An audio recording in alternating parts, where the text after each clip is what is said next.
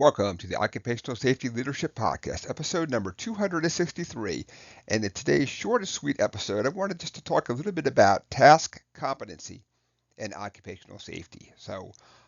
First off, I'm a person that can pass just about any test out there with zero hands-on ability, which makes me a little bit dangerous out there because I could sit through training, got 100%. Yeah, I think I'm pretty good at it. I think but that doesn't mean I'm competent. That's a great starting point. I've sat through the training, ready to go. Uh, just kind of thinking out loud out there. I know that at a couple places I've worked, we've assigned new people to a mentor, and at different companies we call them different things. Some of the companies we called them an old timer, but just kind of somebody that we knew that even if they sat through new hire orientation and they did all the safety training and they did awesome and all that, still not the same as really doing hands-on stuff then. So another point is that I can really sit down and um, write excellent lockout tagouts and all that kind of good stuff then.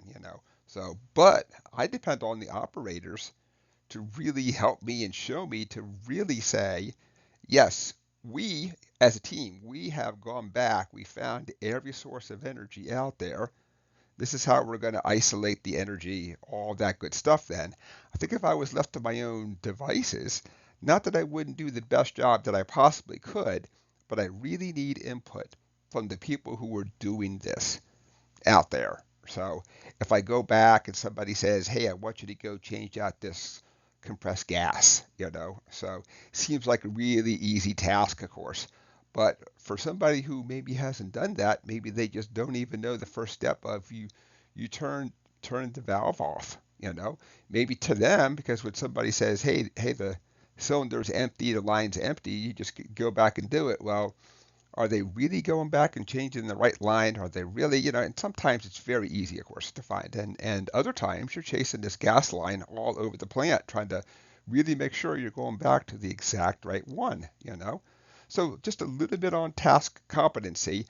I want folks to really, now this is just purely thought exercise, of course, because there's probably not going to be a 100% right or wrong way to do this, but let's all kind of think about how we get new people in.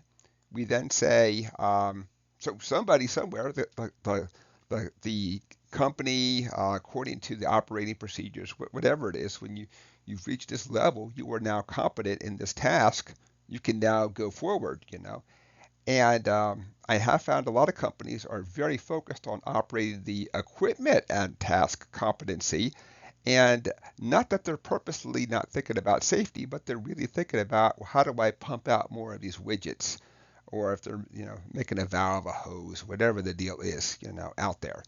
Um, and so not that safety is not part of it, but maybe that's more of a afterthought. Okay, the person knows how to operate it awesome. But what do they do when they teach people, hey, if there's something wrong with it? This is how you get rid of let's call it a jam. This is how the equipment malfunctions. Like, what do you do next?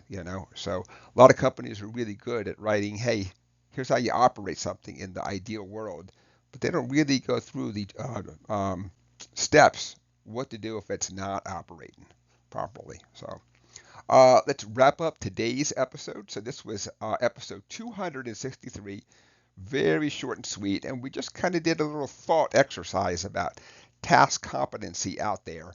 Um, like, when do we say that a person has had enough safety training? And not just that, but what happens when we go back and even after they've been trained, a person says, well, I skipped a step, or I was busy, or I was, because all of us are flawed humans. We all have to have some follow up there. Sometimes that follow up is a nice personal talk with, hey, let's talk about what you learned.